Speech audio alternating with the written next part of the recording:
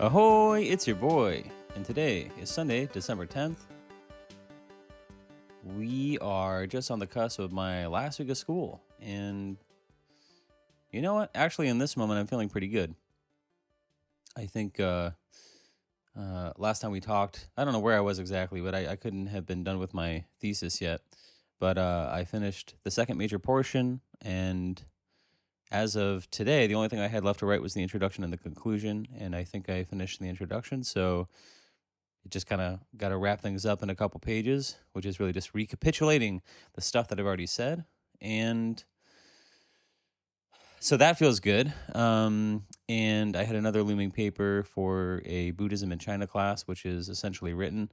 It's a little long. It's a little over long. But actually, it feels weird. I don't know if I talked about this on the last time, but there's a way in which, like, when you have to write papers, you're kind of like a fish who grows to the size of its bowl, which is when you're in college and you're first starting out and you're writing papers, or even in high school. I mean, I can't think sorry, I'm drinking water here and stifling burps at the same time, but I don't know what the longest paper I wrote in high school was, but it was probably like, I don't know, 5, 6, 7 pages or something like that. And when you're first writing those papers, that feels very long. And then when you're in college, I feel like most of your papers are usually between 5 to 10 pages or something like that. And, I don't know. I've had a couple stretching things where I've had to write longer papers. I had a final paper for this, like, comparative literature class where I think the paper needed to be like 25 pages or something like that. And I think up until writing the thesis, that was the longest paper I had written, or at least turned in. And, but it's kind of like, I'm trying to think, there's got to be a good thing to compare it to. I don't know if it's like running or something. I don't know what to compare it to. But it's just basically, when you kind of set out to do something, even if it's twice or 3 times as long as anything you've ever done before, I feel like you just kind of acclimate. And it doesn't mean it doesn't, of course, it takes longer and all that sort of stuff. But I feel like there's a way in which we kind of just like calibrate our sense of time and expectations or whatever it is, so that it's usually not as difficult as we think it's going to be. um yeah, anyway, so I don't know what I mean by that, except to say that the paper's almost done. And I was talking about this Buddhism in China paper that sort of got me off track talking about something else. Anyway, I'm not thrilled with how this is starting. I was literally just like finishing up on this thesis and thinking I just felt really primed to have this conversation. So, I think the thing that I really have on my mind is I've been watching a lot of movies. Like every night I'll watch a single movie. And one of the movies I rewatched was Tenet, which is a Christopher Nolan film, which I remember when it first, well, I didn't see it when it came out in theaters, but when it was, the first time I saw it was right when it came out on streaming services. I eagerly anticipated it. And I remember like renting it or something on Amazon Prime. And within 48 hours, I watched it 3 times. I watched it like the night I rented it. I watched it like the next morning. And then I watched it like that night. And it was one of those movies where like when I was first watching it, I was like, oh, this is a very cool movie stylistically. But even within the first 10 minutes, I was like, I don't really, like, I could follow the action taking place, but I didn't know what was going on. Like, I didn't understand narratively what was happening. And every 15 minutes, I just kind of checked in with myself and was like, I still don't know what's going on. And even like an hour and 30 minutes into the movie, I just had no fucking idea really what was going on. Like, I would start to think I was understanding. And then once the whole temporal shit starts to happen, I literally didn't understand entire sequences of what I was watching. Like, there's a way in which, like, I'm assuming you've seen the movie. You start to think you understand the mechanics of what's going on, but then there's like that car chase sequence where you literally have cars like going forward and backward in time and interacting somehow. And it just all starts to like congeal in your brain. And then there's the sequence where there's like, there's the red and the blue room that are each side of I don't know what they call them, whatever that mechanism they use to kind of go back and forward in time, where, you have people who are conversing while one of them is moving forward in time while the other one's in reverse, and someone gets shot in reverse, and you're just like, what the fuck is going on? And then the most mind-numbingly confusing piece of film that I've ever seen is that final battle where they start switching back and forth. Because before you were seeing something through one perspective, and then you would, re-experience it through the lens of the people who were going the other direction. But that was also happening like chronologically with the film. By the way, if you're listening to this and you're confused, we're on the same page. It's not like I understand something you don't. We're on the same page. But then in that final battle, then in the telling of events, it starts to switch back and forward in time, and you have no idea what's going on. And it's one of those things where it's like, it's not bad or confusing in the way like movies that are just not smart and dumb or pretentious and really don't have any substance. They're just trying to confuse you for the sake of seeming intelligent or something like that. It's not frustrating as a viewer in that sense. I'm actually convinced that it makes perfect sense. And I'm sure you could probably Google it and find a diagram where somebody actually explains everything that's happening. And, when I watched that movie, the reason I watch it so many times, I've probably seen it like 5 or 6 times, is because it's a legitimately good movie. Like, you can watch it and enjoy the craft of filmmaking. But it's also just like when I watch it, it's kind of a meditation on this, axiom that you hear sometimes from artists, which is like, consider your audience. And I'm not really sure, I can kind of take that or leave it sometimes. Because on the one hand, when I'm watching a movie like Tenet, I go, wow, this is such a great movie, but for the fact I feel like it was written without my understanding in mind. And as I'm going in this, I realize that this is a theme I've reiterated over and over again. So I won't hit this too hard or stay on this for too long, I hope. But I always compare Tenet to Inception, which is a movie that works very hard to make sure that you understand the mechanic of what is about to unfold, because it's about to do something very complex, right? It's about to be a dream within a dream, and it wants to make sure that you really understand. And in fact, the whole Elliot Page character is injected into that movie to act, this is how I see it, is injected into that movie to act as the audience member. And you see this sometimes in films. They'll insert some, it's usually like an intern or someone new to the team or something like someone who has a lot of questions, so that in a plausible narrative way, the writers can inject someone who can ask the type of questions the audience will have in a way that narratively makes sense so that they can convey information. So if you notice in the exposition of Inception, there's a lot of Leonardo DiCaprio's character and other people explaining things to Elliot Page's character. Now, when you rewatch Inception, the movie suffers a little bit from that because you realize so much of the dialogue is expository. But still, it serves the movie because you really need to know what's going on. And when you watch that movie, you're completely caught up. I really can't think of a moment where you're watching that movie where, unless you're really not paying attention, that what is actually happening is over your head. It's actually fun because you're in on what's going on. Now, Tenet, and actually, maybe I've talked about this in the context of Interstellar as well, because I did rewatch that. When I was in Taiwan, I saw Oppenheimer, which was Christopher Nolan's latest movie, but I rewatched Interstellar with the host family that I was staying with for a couple of weeks. And that's a movie that, although it like is very emotional at the end, it like has a nice catharsis, and I think it ends up in a good place. It's a very frustrating movie to watch because, on the other hand, that movie is so like kind of like bad poetry, and it's very, at least to me, it very much seems like Nolan's aspirational science fiction film. Like I heard a director say one time that every director secretly wants to create a musical at some point in their career, that there's just something about doing a good musical that I think is somehow demonstrative of like a good director or something like that. And I think there's a tourist desire to create a science fiction film. I feel like is it Steven Soderbergh did it very well with Solaris. Is a movie that stands out in my mind as like a very good science fiction film from a modern director. Of course, but everyone's aspiring to be Kubrick's 2001, which we talked about. A bad example, although it's not really a bad movie, but it is clearly a very overt example for aspiring a tourist to create a science fiction film, is Ars. Is it Ars? Ad Astra. That's it. Ad Astra, the Brad Pitt movie. Go ahead and watch that. And it's basically Heart of Darkness or Apocalypse Now, but in space.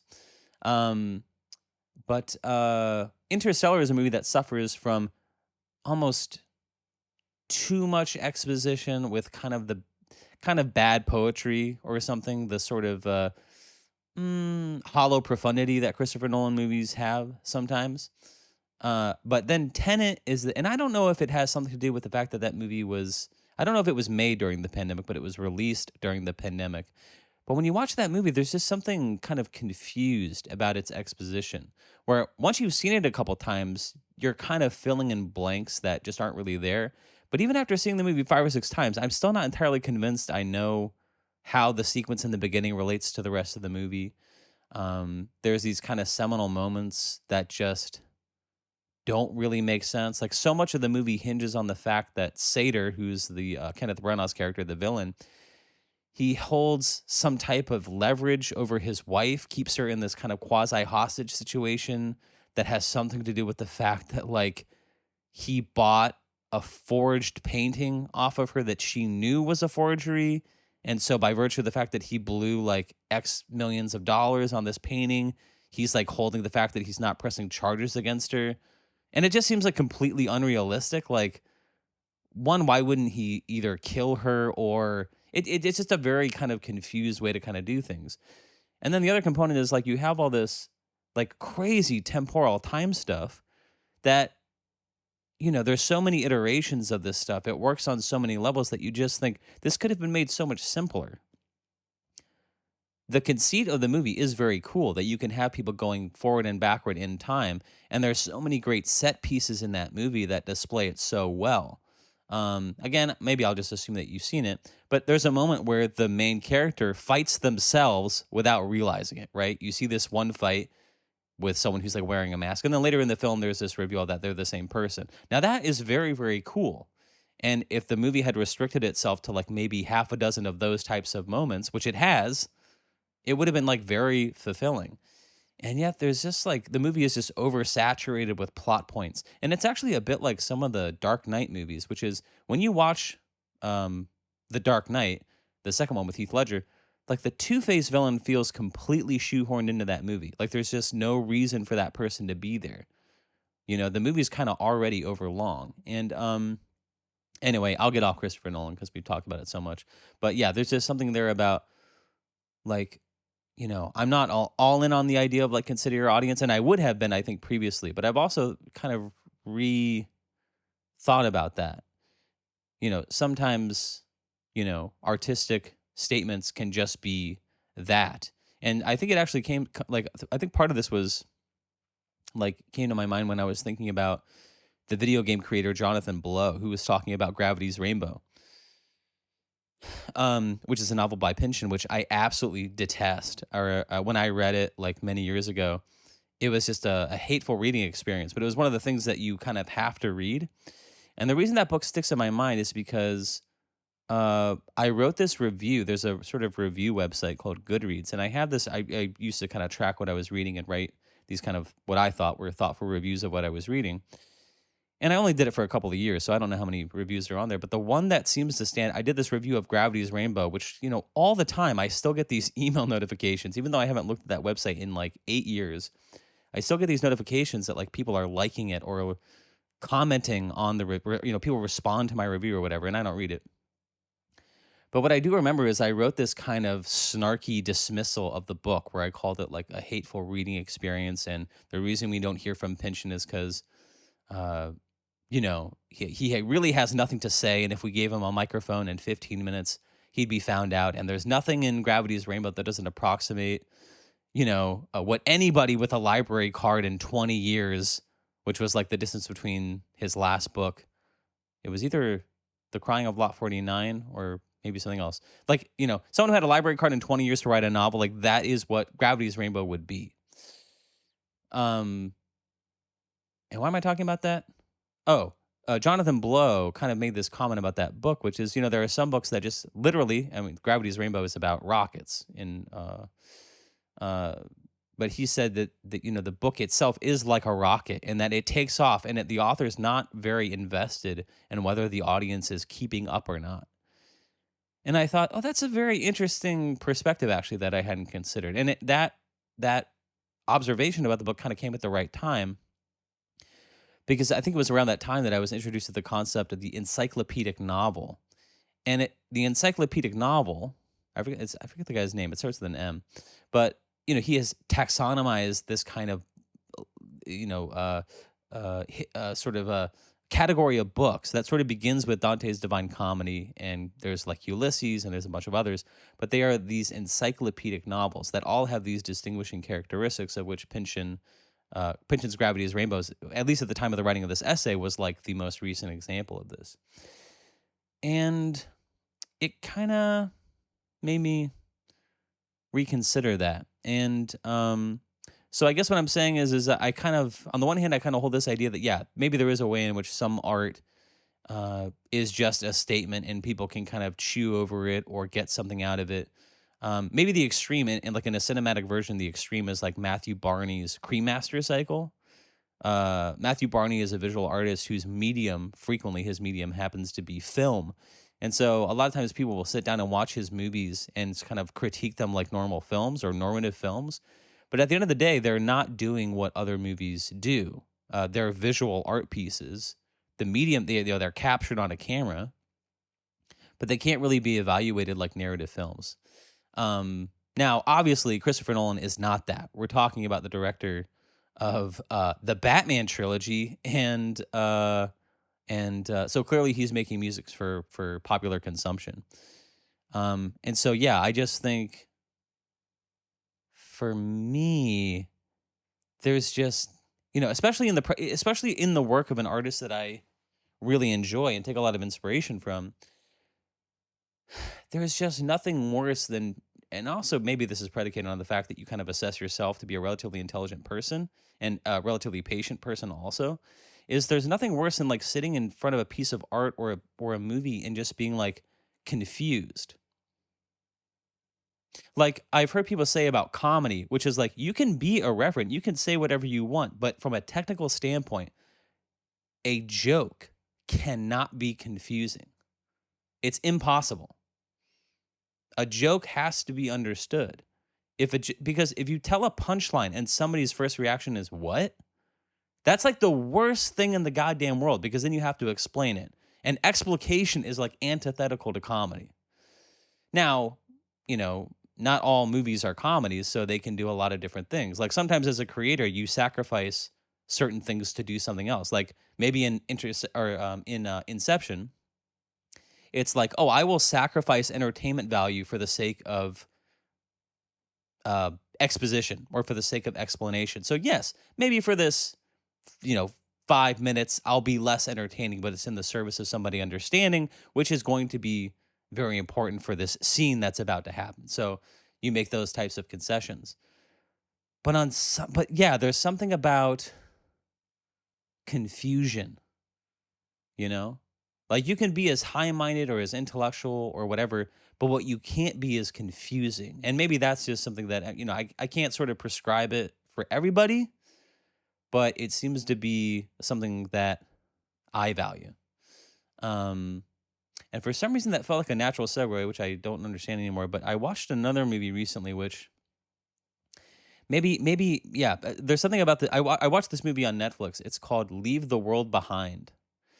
And I was kind of intrigued because it had Julia Roberts and Ethan Hawke, and it looked like this kind of a tourist kind of film, and it just seemed like a very weird role. When you're on Netflix and you sort of mouse hover over a movie or something, you'll get the trailer starting to go. And immediately I was kind of intrigued visually. I could tell that this was kind of an art house kind of movie, and it was just very strange to see Julia Roberts kind of moving in that type of environment. And so I didn't look into anything about the plot, which is kind of my favorite way to watch a movie. I just sort of decide to watch it and let the film kind of tell the story rather than watch the trailer or read reviews. But I admit I did do that thing. Excuse me. Sorry. I really am like, I don't know if I drank water too fast or what. But I did do that thing where I looked at the score on Rotten Tomatoes beforehand just to kind of I admit I'm also like, we live in this world where there's just endless variety or selection of movies that you could watch.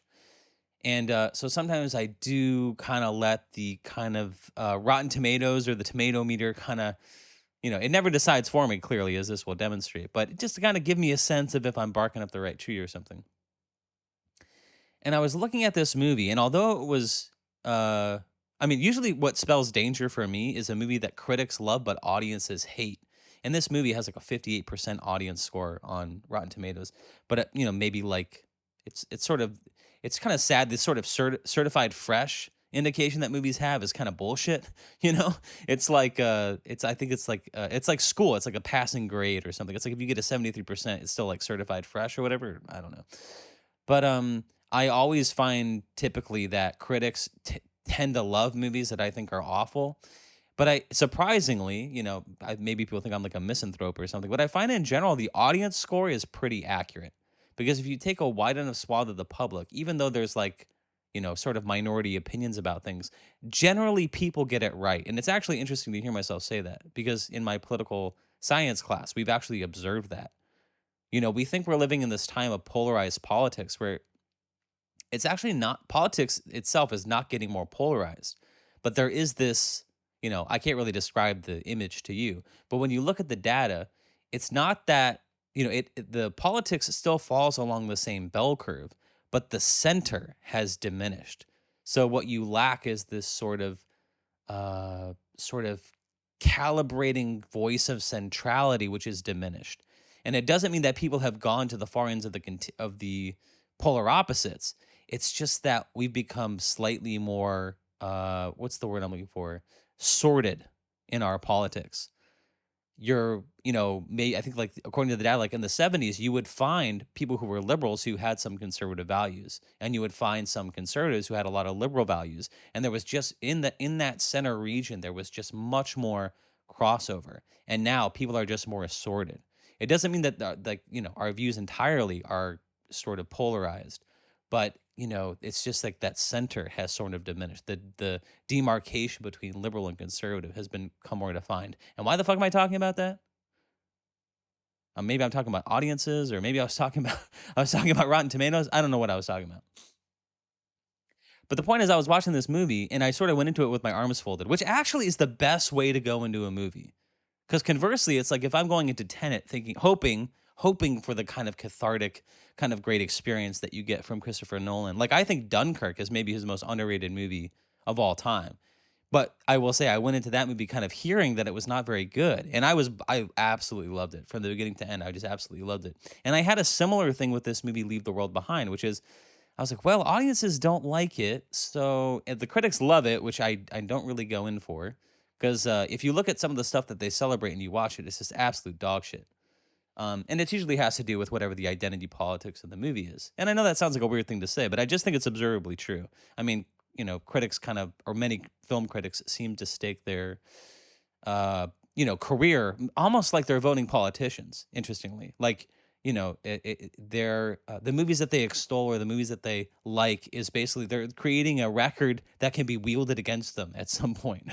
So a lot of times, movies just kind of skate by because they are about the quote, right political view or the right social view or something like that.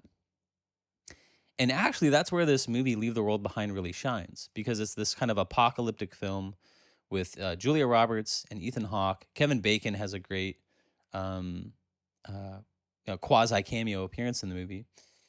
And there's really only a couple moments in the movie. There's really, and they kind of center around Julia Roberts, and it's not her fault. It's just the writing that kind of are a little disingenuous. There's kind of an establishing moment where she kind of announces her dislike for people that feels a little untrue. And then there's this kind of forced cathartic moment kind of later in the movie where she kind of announces what the movie is about, Like you find this there's this sort of thing I was kind of laughing about, which is like, I feel like the monologue is kind of a holdover from the past. Like I'm not really sure if our current like cinematic or artistic climate is like really amenable to the monologue, because a monologue really in bright shining strobe lights signals to the audience like meaningful dialogue.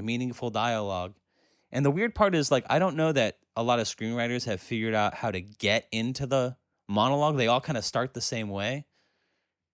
Like, for some reason, I always think of, for me, a perfect example is the movie The Town with Ben Affleck, which is this bank heist movie, which is not great, but people seem to like it for some reason. It's kind of a poor man's Heat, if you ask me. I don't remember what the subject of the monologue is, but it's so quintessentially uh stylistic of bad monologues, which is like, he's kind of the tortured dude and he has his romantic interest and she's like kind of endeared to him, but of course she has like, so there's some red flags that kind of need to be explored. And then like all these kind of shitty movies, they always have these kind of tortured characters, but they have to explain their red flags as like a remnant of their trauma, and it kind of tries to do both things at once, which is like, acknowledge like the underlying mental health issues that kind of contribute to this type of stuff, but they also kind of romanticize, at the same time, they're romanticizing the tortured aspect of it as well, which is really like a self-actualized person who's looking for a good romantic partner would not be interested in this person whatsoever. But there's a way in which like trying to talk about the contributing factors to their trauma or their mental health issues, yeah, in a way, it actually kind of perpetuates like the savior syndrome of the female. I don't know. I don't know how to word that exactly, but it's just I feel like they're trying to do the right thing, and yet it kind of is still quote problematic, as the kids say. But these monologues kind of always start with like some kind of sensory recollection. Like there's like a moment of silence, and the person will say something like, "The sound," and the other character goes, "What?" "The last thing I remember is the sound of the door closing as she left." And he tells this sort of story about like his mother leaving or something like that. But they all kind of start in the same kind of pensive way. Like, it was the smell that sticks with me. What do you mean? The smell of the cigarettes that my dad used to put out on my flesh. And then it goes into this long monologue about their dad chaining him to a radiator or something like that. And the day they fought back. Like that's usually what these monologues are. He used to hit my mom, and then one day I wouldn't take it anymore, so I stood up to the old man, and that's when I shot him. That's why I went away to prison for 15 years. So people think I'm this hardened criminal, and I have a bad reputation in this small town, but really I was defending my mom. It's always that kind of story. You know what I'm talking about? Anyway, I'm sure you do. So there's like two moments like that in this movie, but otherwise, I was watching this movie that is kind of a post-apocalyptic. An apocalyptic movie, and you think, how many more of these fucking movies are people going to make? And there's actually a moment where at least for me anyway, it was very clear the allegory that was happening here.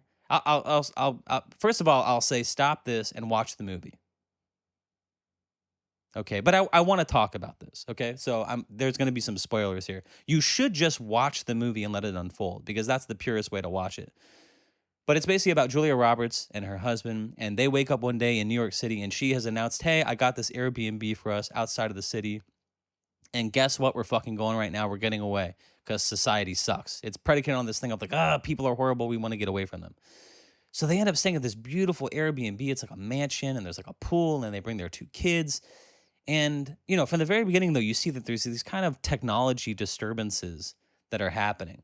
And as they're kind of gathering things, they're noticing, there's some punctuation in the Wi-Fi and in the GPS and that sort of stuff, but everything seems to be going okay. Meanwhile, Julia Roberts happens to see Kevin Bacon, which is always fucking weird. Like, they do this thing with cameos sometimes where it's like they have someone sort of appear, and it would be much more interesting from a creative or artistic standpoint to just kind of let that happen and only later have it be meaningful and kind of revelatory. But if you're just watching a movie and Kevin Bacon shows up, you're like, hey, you're literally watching the movie thinking, hey, we were introduced to Kevin Bacon and haven't seen him for 45 minutes. Like, what the fuck? Like, he's got to show up. So there's at least a part of your brain that's burning calories, like waiting for Kevin Bacon to show up again. They should have just chosen like a competent no-name actor. But and for some reason that's reminding me of Kevin Spacey in Seven, which is the reverse of that, which is also very cool sometimes, is you have a very major character that only appears at the very end of the film. Or you do that thing that Scream did, which is if you go back and watch the trailers for Scream when that movie came out in like, I don't know, 99 or I don't even think it was 2000. It may have been like 97 or whatever. When that movie came out, all of the trailers and promotional materials really featured Drew Barrymore, you know? And I think it was kind of pitched as like a campy kind of, because I think her career was kind of like not really doing a lot at that time, as a kind of return to the career of Drew Barrymore. And it really set up audiences who saw that movie in theaters because she gets killed in the first 5 minutes. And you're like, oh my God. It really sets up this expectation like, oh, this fucking movie's going to do anything. Right? But anyway, so yeah, that's Kevin Bacon sort of shows up. But then there's this moment where, and I forget the actor's name, he's in True Detective. As soon as you see him, you recognize him, but he's a black actor. And so I think that's maybe their second night there or something like that. Things are getting a little more weird technologically. And all of a sudden there's a knock on their door, and it's this actor and his daughter. And of course, Julia Roberts is a little taken back, thinking, presumably it's because she's prejudiced, that there's these two black people standing on their doorstep, which is interesting that I worded it that way, standing on the doorstep of the house that they're in, not their house, in the middle of the night. And this person saying, oh, this is my house. We were in the city, and obviously there's this weird shit going on, and we thought it would be safe to come back here. And so all of a sudden, this weird dynamic plays out where you have Julia Roberts and Ethan Hawke, who have technically paid to stay there, and yet by virtue of the fact that there's this kind of catastrophe that's seeming to unfold, the owners of the house have returned and are kind of living like guests in their own house. Now, there's a moment where it sort of clicked for me as I'm watching this, where I go, well, of course this is an allegory, for the current state of living in social America, which is you have white people who are occupying a legitimately nice space, which they technically, maybe even if they paid for it, quote, quote, on some level, they're basically occupying someone else's territory. And the people who are indigenous to that territory are having to live like guests within that community. And in a way, when shit starts to hit the fan, the white people are going to sort of leverage the fact that, hey, I paid for this, or they have certain certain tangible justification for saying why they deserve to be there, but does that really come at the cost of the people who actually live there? And when times get desperate, what is everybody going to do? And what was good about that movie is, even there's this like kind of obvious kind of conceit, the movie is done so well, and I think very subtly, that it never gets like moralizing, it never gets polemical. And the craziest fucking thing is, I'm watching this, actually, I'd forgotten about this. When you're watching the opening credits, you realize the movie was executive produced by Barack and Michelle Obama, which is fucking crazy. I should really look into that, because I had forgotten about that. But I remember that from the opening sequence and thinking, this is a very politically charged movie. It's just bizarre that a former president and first lady were producers on this film. I just don't know how that fucking happens. But the movie does a very good job of not really taking a side, but just presenting given this natural disaster, this is just how people behave. And it does a very good job of making you kind of completely sympathetic and understanding of every single person's perspective. Get Out is a great movie. I think that's probably, of the kind of topical modern films that kind of do the kind of genre thing that I think a lot of people have done it, trying to model themselves after Get Out, but they do the kind of topical commentary, but in a kind of as a genre experiment. Get Out did it very, very well, and yet it is completely one-sided. I mean, the entire theme of the movie is white people are evil, right? And so people get to kind of smile and nod their head and feel good about that. Now that's present in this movie, but it's present to the extent that everybody else is just trying to survive. And the only other false moment in the movie is there is this great scene where Ethan Hawke's son gets bit by a tick or something, and he has Lyme disease, his teeth are falling out. And the reason Kevin Bacon had sort of appeared earlier is, as they first come to town, Julia Roberts does some grocery shopping, and she finds Kevin Bacon packing his car full of supplies. And it's clear that he's this kind of conservative prepper type of dude. Now, I don't really remember how this guy kind of got tipped off to things, but basically it just is the case that now that the world has sort of collapsed, he's one of the few people that the neighbors can kind of imagine has resources or something like that. And so they go to him seeking some medication. And of course, there's this fraught standoff where Kevin Bacon is the kind of doomsday prepper, conservative dude who is not going to share his resources. He's the guy who's the kind of guy that would hoard toilet paper in the time of COVID or something like that, but times 10. And the entire time that sequence plays out, it's very, very good, very, very believable. And you're actually sympathetic to this guy in some way because you're watching it thinking, yeah, dude, when shit hits the fan, he's not like a comic book villain. It's just like this guy prepared. He sees like it's almost like what's the children's story where the sort of one of the farm animals goes around trying to bake a cake, but nobody's going to help them. And then when the cake was baked, everybody wanted to have a piece. It was kind of like that, which is like, he's just not a comic book villain. And so they come to some type of compromise. But it was like the filmmakers had to just kind of, it just, again, it just goes how subtle this stuff is. But they just kind of add, and it feels like a completely addendum to this scene that should have been cut, honestly, where the guy just makes like a final kind of ignorant racist statement to kind of, I don't know if a producer or maybe even the writer themselves just like had to drive home the fact that like we shouldn't be this guy, which I thought really kind of like it kind of shattered what the film I thought was doing very well, which is like not taking a moral position as much as just presenting this is just how people are. But it was like he said some type of thing where he conjectured, he's like, oh, if you want to know what's really going on, it's the Koreans or the Chinese. Like he can't distinguish between Korean and Chinese, which is somehow indicative of his ignorance. And then I forget what else he says, but he says something that makes him seem like a QAnon kind of conspiracy theorist or something like that. And I thought, just a couple moments in this movie where they I think kind of screw the pooch a little bit. But the point of all that, I think what I'm trying to say is, I won't tell you the rest of the stuff that happens. I guess I've already spoiled it enough.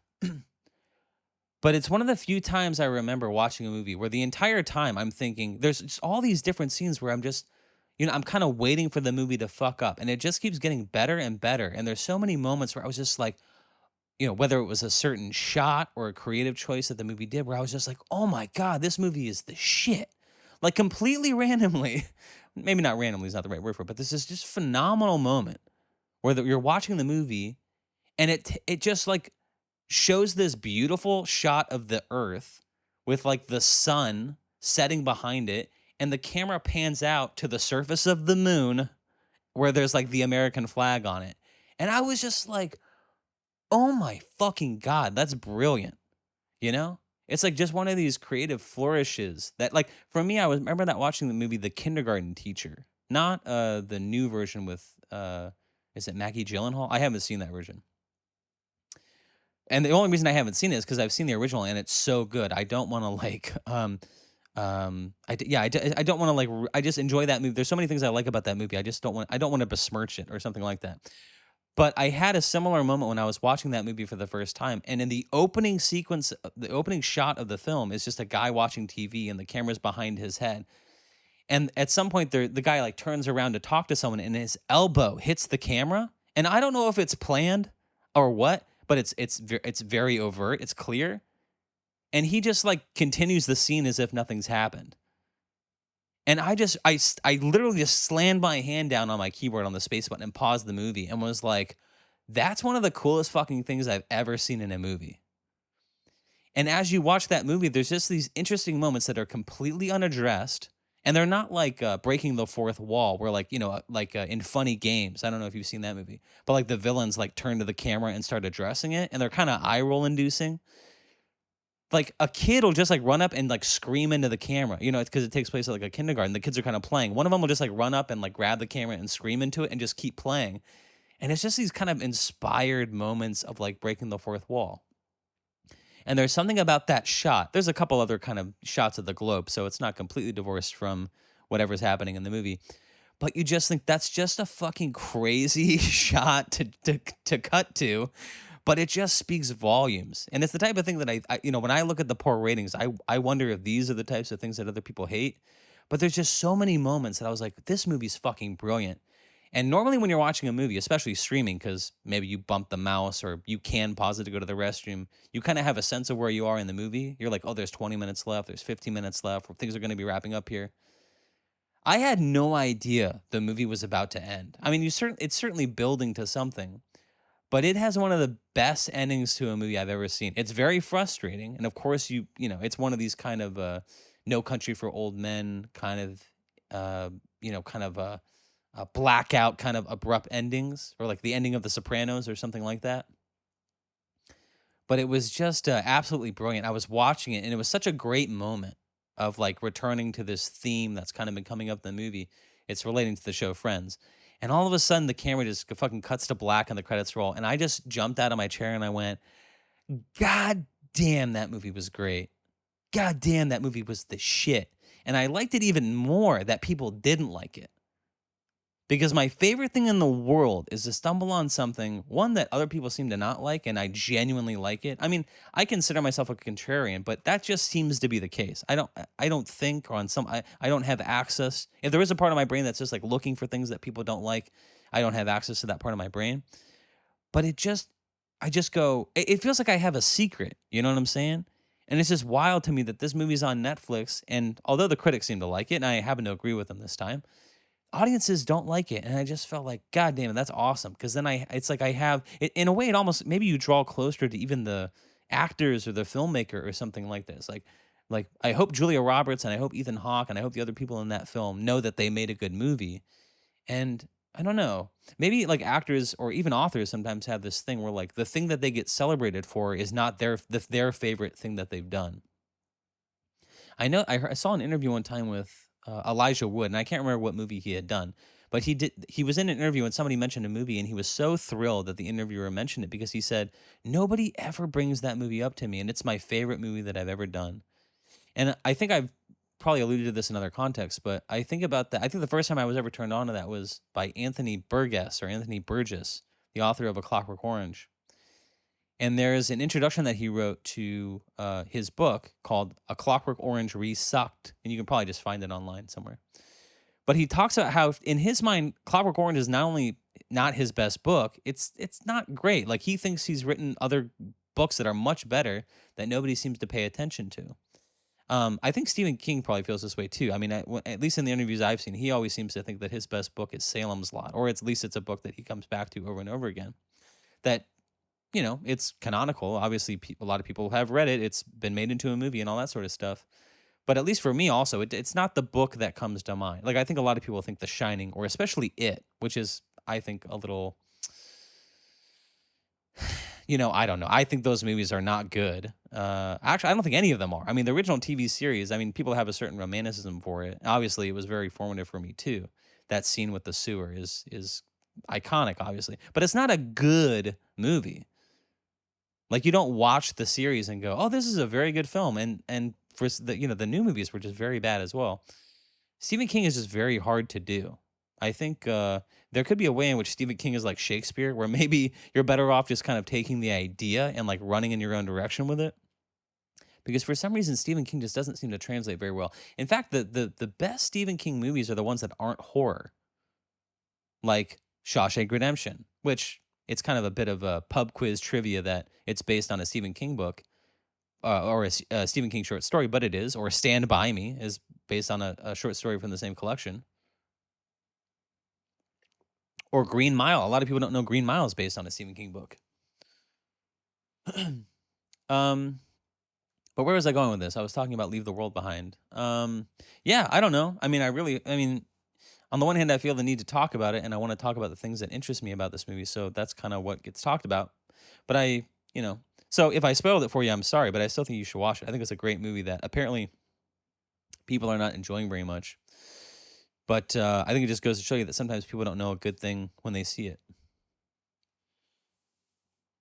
Maybe a good counterexample to that, and it looks like the only thing we're going to talk about, the only thing we're going to talk about is movies. So I hope that's okay. But I guess a counterpart to that would be, and this is my contrarianism, when a lot of people like something, I don't want to watch it.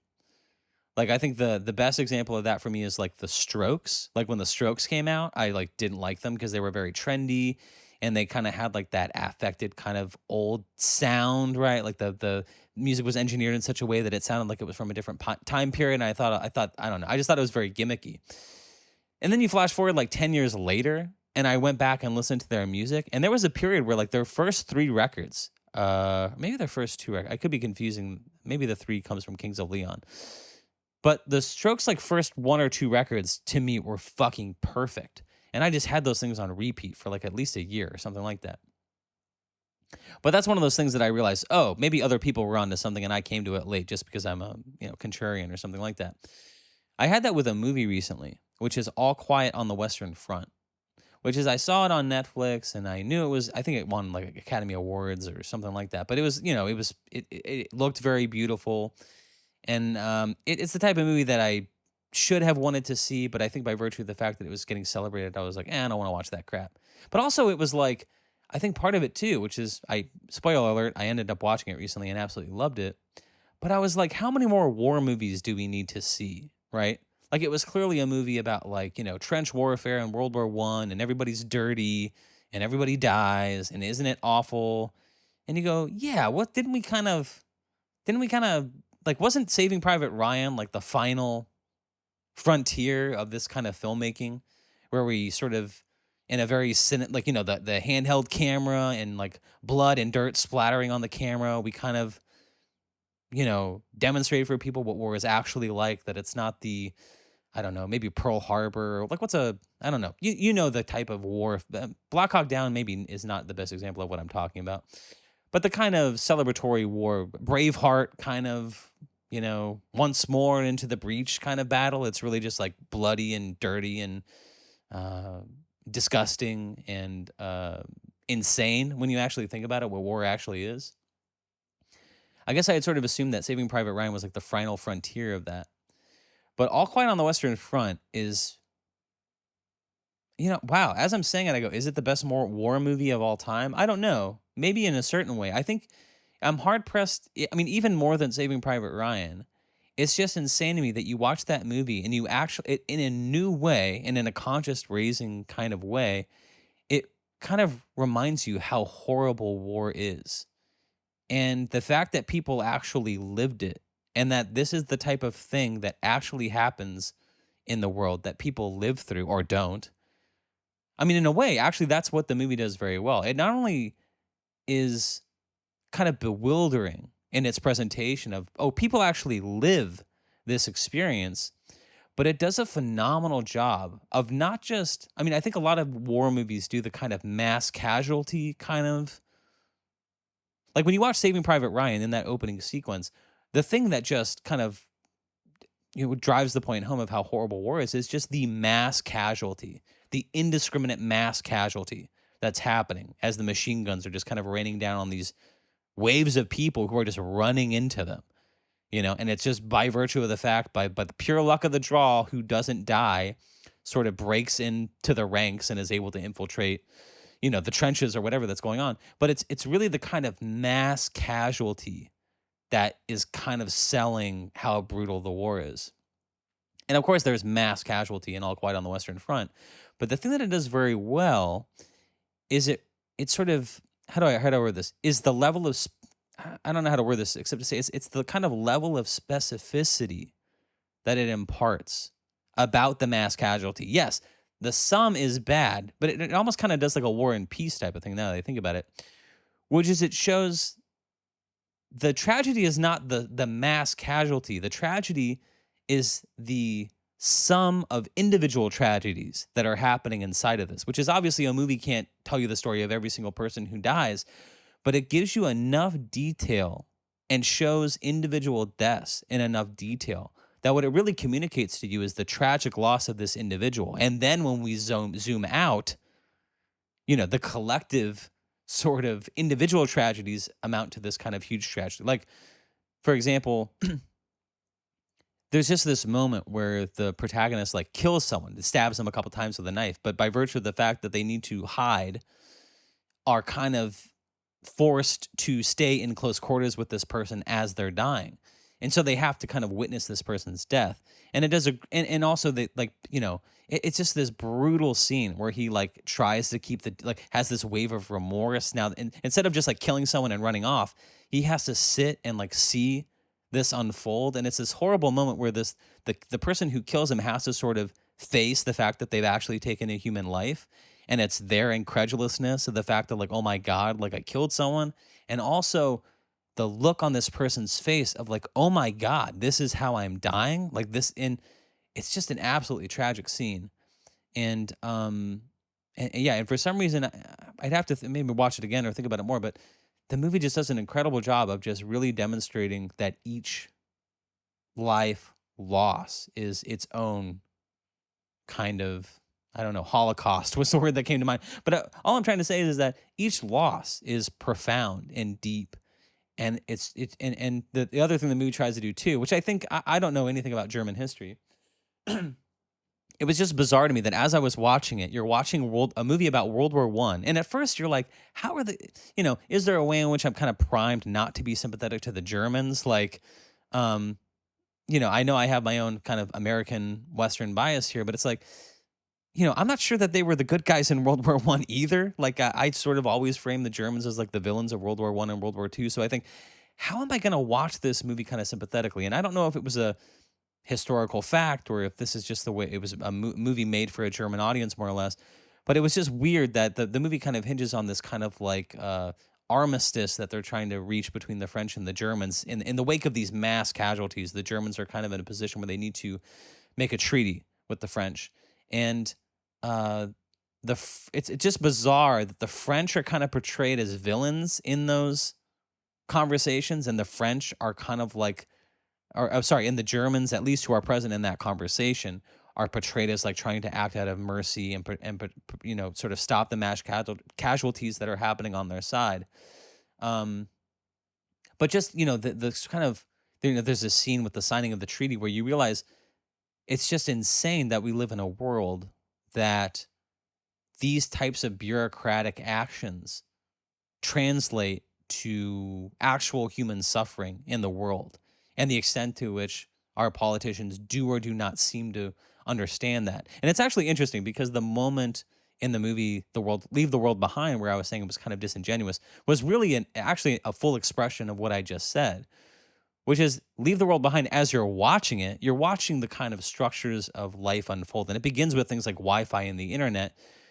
But what that really, you could do it as a simple thought experiment, but you're also thinking it as you're watching the movie, which is you realize that the order that we think exists in the world is actually a fabrication, And so Julia Roberts has this kind of cathartic moment where she expresses, but is simultaneously explaining to the audience the point of the movie, which is we all live with this it's kind of delusional, this abiding delusion that someone is in control. And as long as we all maintain that delusion, things seem to operate. But the minute that the scaffolding of the world kind of disintegrates, we realize that nobody was ever in control, and that it's actually a miracle that anything happens at all. And so when I sort of graph that onto All Quiet on the Western Front, it's just bizarre that you think these completely arbitrary, bureaucratic, ritualized things like signing a piece of paper translate into like lives lost, or that, with the flick of a pen, a bureaucrat far removed from the fighting sends orders down the pipeline where a general says, all right, we're going to battle. And then all of a sudden, thousands of German young men leave the trenches and, start marching across the battlefield and are met with like French machine guns.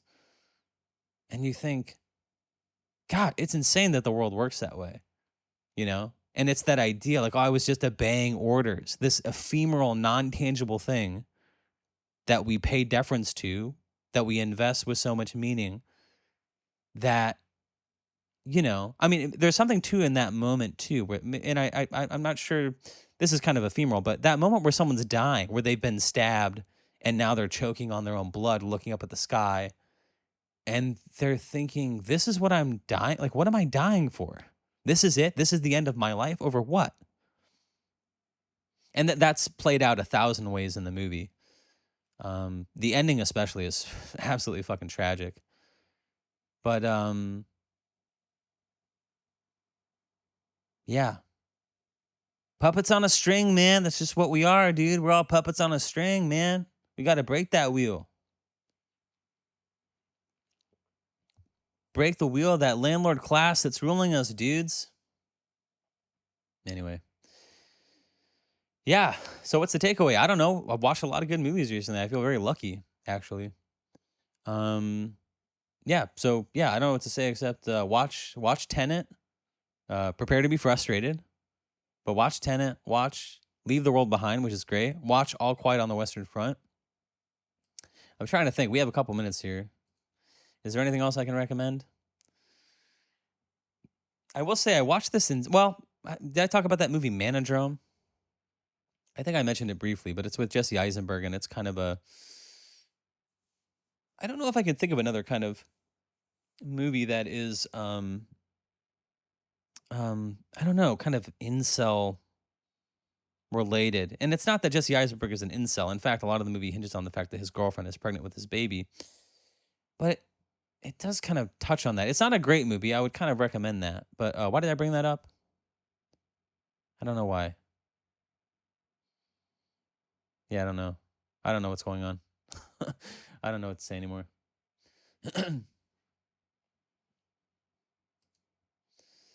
Well, maybe we can cut things a little bit short today. We went a little long last time. And so, you know, I'm a little grateful that I'm actually getting to this earlier in the day. I mean, it's still dark right now, but it's earlier in the day than I normally get to this, so I'm not in crunch mode. And where are we in time? I'm right on the cusp of finals week, although I really don't have my first finals until Wednesday. Actually, most things get knocked out by Wednesday at midnight. On Wednesday, I have my political science final at 8 in the morning. And then I have a huge break, which is going to be a nightmare. I guess I'll just sort of maybe take a nap at the library or something. But then I have a final in I have a class on Confucianism in the afternoon, and then actually I'm going to be meeting up with a friend for dinner, which is great. I have a buddy. It's kind of nice as like an old dude who's just hanging out with a bunch of young people. There's actually still a couple like young people who I've kind of connected with, and one of them is I have a friend named Brian, who we've had a lot of classes together, and we're just kind of nice acquaintances. And actually, when I was in Taiwan, he happened to be there at the same time, so we ended up getting Romian, getting beef noodles there, and actually we're going to get ramen this Wednesday too. So we didn't have any classes together this semester, but we've kind of stayed in touch. So we're both graduating, so it'll be nice to see them. And that's basically. Oh, and then I have to turn in the paper by midnight that night as well, which is already written. So yeah, really just got to finish my conclusion to my thesis. And actually, I have decided, even if I should record it and just sort of post it. Not because you'll listen to it and not because it's very good. But yeah, I just feel confident that having a recording of that or something can probably be repurposed for something in the future. And also, I don't know, maybe you would like to hear it. I think the problem is I'm sort of anticipating like stumbling over words and stuff and sounding like an idiot as I read it. Basically, what I'm saying is don't expect like audiobook production where it's actually interesting. I've watched like people who do like voiceover work in their homes, and it's before you think the sort of typical movie trailer voice guy. They always say like in a world, that type of guy. I did see a kind of a special on that person, the sort of is progenitor the right word? The progenitor of that. And he was like the first person who, by virtue of his success, like had built like a voiceover studio in his home. So he had like a sound booth and the nice mic and all that sort of stuff, which was like unheard of in like the 90s when he was doing that stuff. But he was so successful, he could like build that into his house. It would be the equivalent of like Bon Jovi or something having a recording studio in his house. You're like, what the fuck? But now recording materials are so cheap that anybody can like be an aspiring voiceover actor. And so people buy these like ISO booths and they like have these nice mics and they kind of do their voiceover book or their audiobook readings. But I remember I saw a video of one guy who did this for a living, and he would just kind of talk about the technology that he used. And I think I actually only stumbled on this because I was looking at like for a preamp, which I happen to have and don't fucking use anymore. But yeah, maybe you've noticed a deprecation in the sound quality of the audio. I don't know. But it's just too complicated. But the point is that I would watch him do his voiceover work, and he would do like these audiobook recordings, and he had a clicker in his hand, which I thought was very interesting. The type of clicker that I don't know what they would used to use it for, but like I feel like it's like the exact same clicker that like nuns would have, where they would like click and people would like sit or stand or something like that. But he would just kind of hold it by the mic, and every time he made a mistake, he would make a click, so that there would be like a sharp peak in the audio waveform, so that he could just kind of go back and pick up where he had make mistakes and stuff like that. So anyway, I don't know why I'm talking about that except to say don't expect that. I'll stumble over my words a lot and there'll be a lot of mistakes. But yeah, and I don't know. We'll probably have to do it in a couple installments here. But I will do that at some point. I will read my thesis to you. And you could either see how smart your boy is or what a colossal blowhard and a waste of time his investment in his education has been. So those are things to look forward to or not. Otherwise, I hope you enjoyed this survey of films that I've been watching recently, and I've seen some other movies as well. I guess we're just not going to talk about them. But maybe I'll have some new ones for you next time we connect. Otherwise, wish me well on my finals, and I hope you're doing well in your own life also. And thanks for your time. Thanks for listening, and ciao for now.